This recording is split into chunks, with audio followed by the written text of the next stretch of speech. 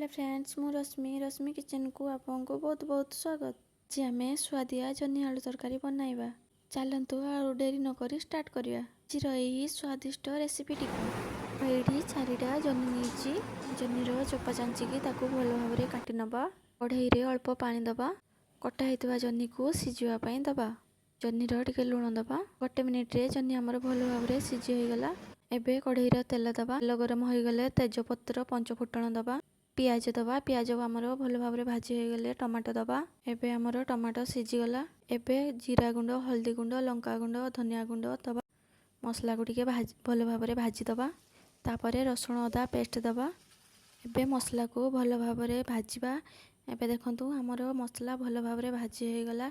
तापरे सेतिरे आमे जन्ही दबा। जन्ही आउ सीझा आलू दबा। एबे मसला रे जन्ही आलू को 3 ରୁ 4 मिनिट भल भाव कषि नवा।